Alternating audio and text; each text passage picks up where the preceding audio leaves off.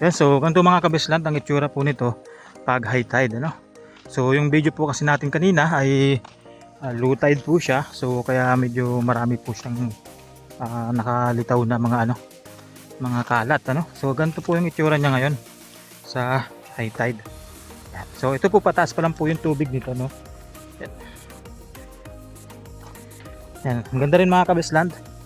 Yan, napakapayapa rin po siya ng alon, ano. So hindi po malakas.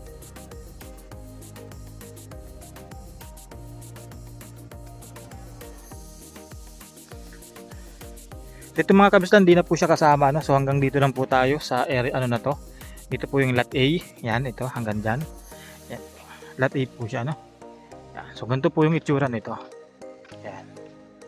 Ganda mga kabislan, malawak po ang dalampasigan, ano? Yan. Tapos ito po yung mga batuhan po niya. Yan. Pero yun mga kabislan, pag nasa nahahagi pa po yan ng tubig, Yang yan, dalampasig, yung na yan, mga bato-bato.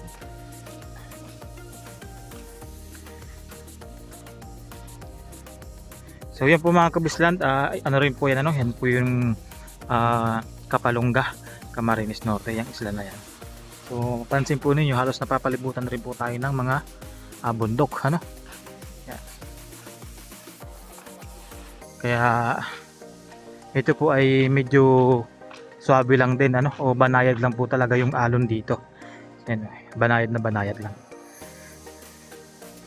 Yan po siya. So yan po yung taas, so ito po siya. Yan po yung elevation po nito, So pag ganun po yung elevation niya pababa dito. Kaya yung lot A na yon, so hindi na po siya yung wala na siyang pataas. So dito nagsimula lang siya yung pagka-elevation po niya. So pwede po kayong gumawa doon sa mga kabislan po natin na makakakuha nung katapat po nito, Ito po kasi A, saka yung B, tapos yung letter C po ay itong may bahay na to. Yan. So pwede po kayong pagpagawa dyan ng hagdan. Yan. So para doon yung babaan. Sa letter A po walang pong problema kahit di na po kayo magpagawa. Kasi pantay na po yun doon. Yan po siya. Napakaganda.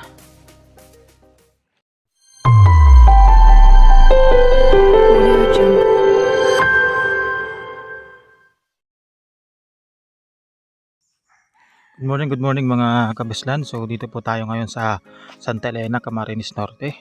So new property tayo mga kabislan. So ito pong property natin mga kabislan is subdivided lot po ito. So bali beachfront property po ito mga kabislan, So bali ito po yung pinaka start po ng property. Yan. So ito pong property na to ay dati pong kay Mayor.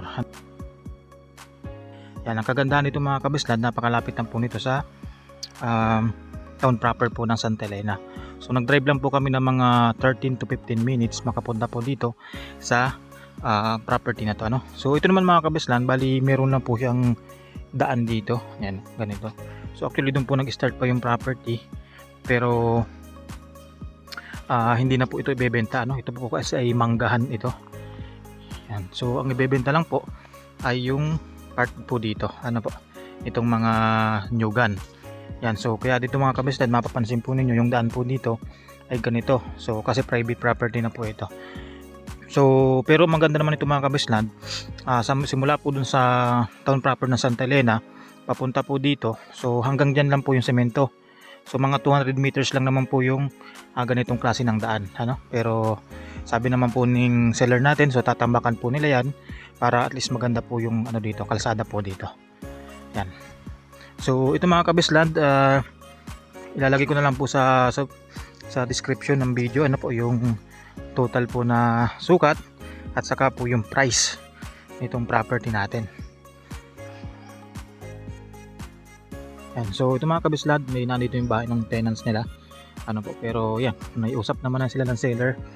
Yan.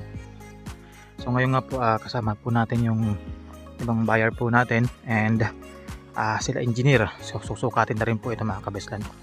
Kagandahan mga kabislan, meron pa po ditong linya po ng kuryente sa mismong loob po ng property. Yan,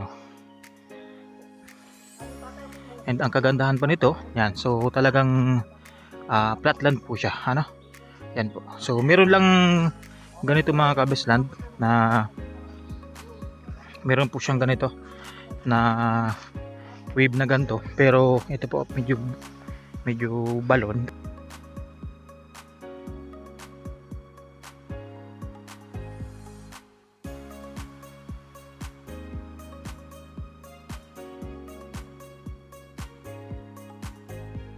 Yan. So meron po siyang ganito. May area po na ganyan. So pantayan doon, tapos dito po ay may pababa. Tapos parang pantayan na naman, may paangat ng konti. Yan. So flatland naman dito yung area sa baba nito, kaso medyo may pagka-alon lang nga ano. So kaya ganyan po yung isura niya. So medyo nag-wave po siya dito. So ito mga kabisland, makita po ninyo napakadaming puno po ng nyog. So pero hindi ko po alam kung ilan po yung eksaktong nyog na mapapasama doon sa mga lote. Kasi ngayon po ay sinusukat pa lang. Yan. So may mga kabahayan din po dito mga kabisland. Kahit doon sa dinaanan po natin may mga kabahayan din doon.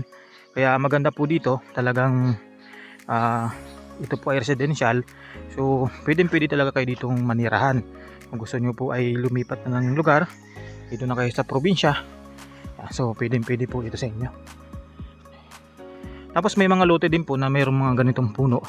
May mga puno po ng mangga. Yan. Ito may mga manggahan pa rin po ditong iba.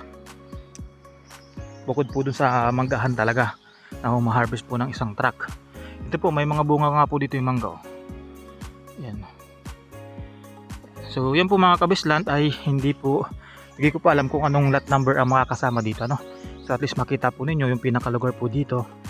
Yan. So kung gusto po ninyong interested kayo dito sa may puno ng mangga, so pwede man po kayong magsabi sa akin at papareserve po natin.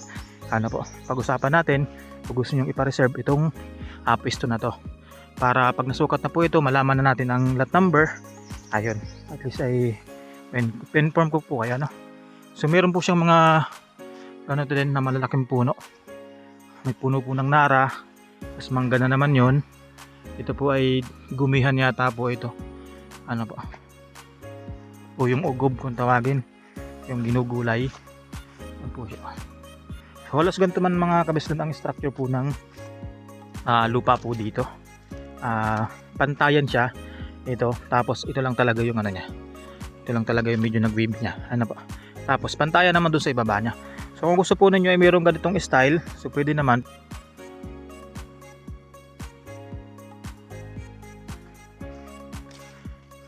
Tapos yun po mga kabisland, yung bahay na yon, so kasama na rin po yun mga kabisland. So napakaswerte kung sino yung makakakuha ng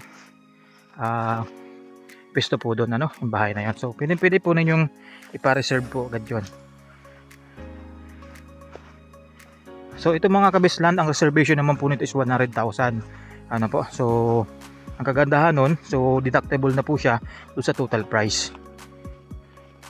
Kaya ang maganda lang nun, pag na-reserve po ninyo, at least talagang hindi na maaagaw, sa inyo na po yan. So meron na rin po siyang nakakonect na na wire ng kuryente sa rest house na po ito. Maganda po ito, asementado rin po siya, tapos nipa yung bubong. Ang kagandahan, meron siyang net, so para di siya nasisira ng hangin o pag lumakas po yung bagyo, o kaya kung may man dito masamang panahon. Yan siya. Maganda rin po yan. Half body pala siya, mga kabisland. Yan, kalahati po ay cemented, tapos kalahati po ay yung sawali. Yan. Meron rin siyang ipunan ng tubig. Yan. Tapos meron po ditong kubo. Ito siya. So ang kaganda lang nito mga kabisland, pa dito So medyo elevated ito sa dagat. Yan po kasi yung dagat mga kabisland. So medyo hibas ngayon ang dagat natin dito. So elevated siya. Siguro po ito mga mga estimated ko po nito mga 7 to 8 meters po yung angat po nito sa dagat. Yan. So kaya medyo po siya, medyo style na overlooking sa dagat. So medyo nakaka-relax po yung niya dito, yung ambience So yun ang maganda dito. So yan, pag natanggal lang man po yung mga ilang dahon, mabawasan. So kahit hindi na putulin yung puno. So maganda po yan mga kabisland.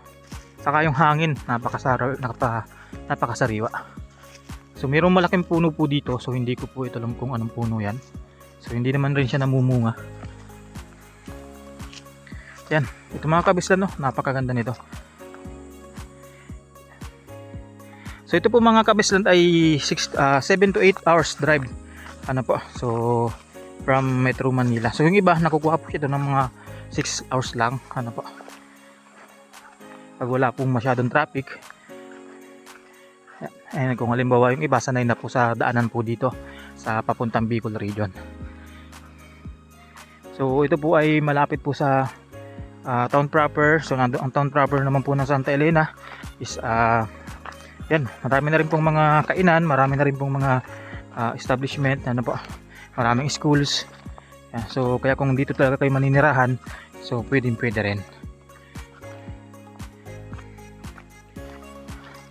So may mga part mga kabislan na ganito ang itsura. Yan, may mga part na ganito ang itsura, elevated sa dagat, ano po. Tapos may mga part din naman na yun, tulad dito, so pantayan siya sa dagat. Ito, pantayan po siya. Ganda po dito, daming puno ng nyug na hindi pa ganun kataas. Ano po, so talagang mapapakinabangan nyo siya ng maayos, ng matagal.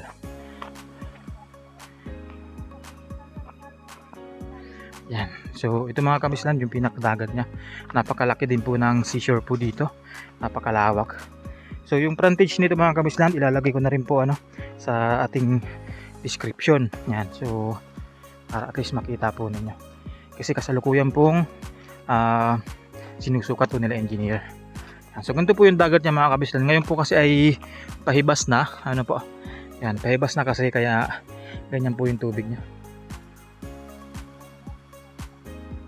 So yan mga kabislan, so meron po doon mga bato-bato sa part na yon.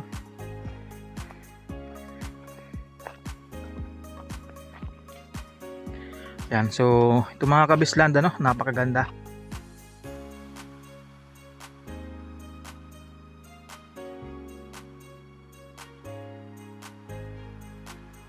Yan, so ito mga kabislan, pag mahal na araw, so punong-puno daw po dito ng tao. Ano po? So kasi di sa buong Santa Elena po, ito po yung pinakamaganda lang po na beach. Dito, yung pinakamaganda na pwesto na beach. So talagang ito po ay dagsain talaga ng mga tao dito sa lugar nito. Ano po?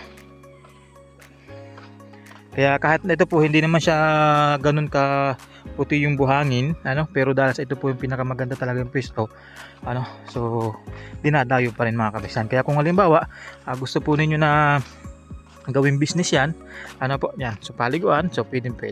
So hanggang doon naman mga kabislan yung pag nagtataib siya, so halos sagad na rin po siya doon sa dulo. Yan. Kaya ito mga kabislan, nilalakadan ko na to, nandito na rin yung tubig. Kaya napakapaganda rin mga kabislan. So lilinisin naman to mga kabislan. Ang kagandahan kasi dito sa mga bato na to, kahit niya may mga maliliit na bato, nalilinis naman siya. So nami-maintain naman niya mga kabislan. Halimbawa ay siyempre nabili niyo na to, ginawa niyong negosyo, so may mami-maintain naman po ninyo yan, kasi yan po ay movable yung mga bato na yan. Yan. Pero ito mga kabislan, hindi ito movable ito ay bato talaga to. Yan, so dito mga kabislan, meron siyang part na meron pong mga yung batong malaki na ganito. Yan. So pag taib po, di po siya nakikita. So ngayon po kasing iba, so kitang kita siya. So ito mga kabislan, hindi siya, kung ito gagawin mong business na meron kong ganitong beach, so hindi siya maganda, So maganda lang talaga siya mga kabislan kung kayo po ay itong part na to, itong may mga bato na to, kung gusto lang po ninyong manirahan sa may malapit sa beach, maganda po yung ambience so yan, pwede po ninyong kunin itong islat na to. So nandun po yung bahay kanina na pinakita ko sa inyo, so halos ang katapat po niya ay ito rin. Yan, ito po ang katapat niya. So yan po yung medyo elevated siya mga kabislan, elevated siya dito sa dagat. So okay din naman mga kabislan, di naman siya masyado masakit sa paa. Kung halimbawa maliligo kayo dito tapos mayroong ganito, so okay lang din naman siya, pero hindi siya maganda lang siya kumpara doon sa mga binibenta namin na beach na talagang pure na buhangin, pure na pebbles, ito po yung kakaiba. Meron siyang ganito. Yan. Yan. So pero yung part na doon mga kabisland, yung una natin pinuntahan na yon, ayun po yung maganda. Kasi talagang buhangin naman po yung niya.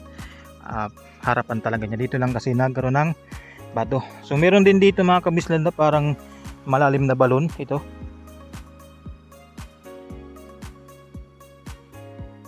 Malalim na balon na medyo marami po siyang mga naglalangoy na isda.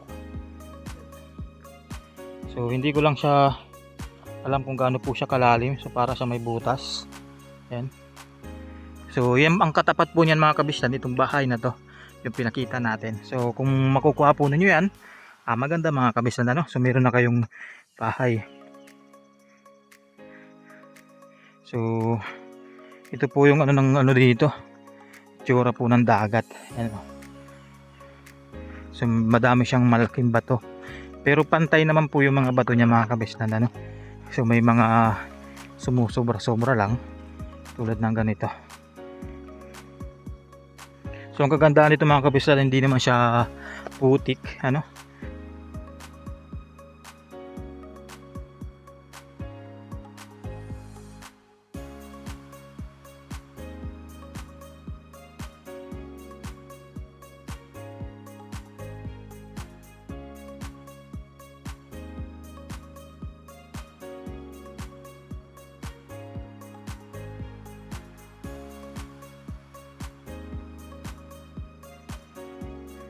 Yan. So kumpara dun sa mga binibenta po natin sa Quezon Province, yan, so talagang yun ay mga buhangin talaga yun. Ito naman yung kakaibahan dito. Pero syempre, kahit po ganito yan, so tinatyagaan po yan ng mga tao po dito kasi ito po yung pinakamagandang beach naman sa part dito sa Santa Elena. Kasi tulad ng sabi ko kanina, ito po ay dating pag-aari po ni Mayor. Yan, bagong nabili po ng seller natin. Yan. Yan po yung bahay kanina. So nasa kantuhan po siya. Ito mga kabisland, pwede po kayo mag-schedule ng tripping. Message lang po kayo sa aking Viber, sa aking WhatsApp, sa aking Facebook page, sa aking Facebook account mismo. Yan, so para makita nyo po ito. So pwede po tayo magkita sa town proper na ng Santa Elena, Camarines Norte. Tapos from doon, babiyahe lang tayo papunta dito ng mga 15 minutes. So yun lang naman mga kabislan. Tapos maganda po yung daan. May dadaan na lang tayo na 200 meters, almost 200 meters lang po yung medyo semi-rough road na papasok lang dito sa property. So yun po yung kagandahan naman dito. Talagang cemented po yung kalsada. So, tulad na sabi ko, ito po ay pag-aari po ni Mayor. Yan. So kaya siyempre talaga na prioritize po yung lugar. So yun. So check nyo lang po mga kabisland yung ating video description para po sa pricing, sa sukat, and sa frontage natin. God bless po sa lahat. Ingat palagi.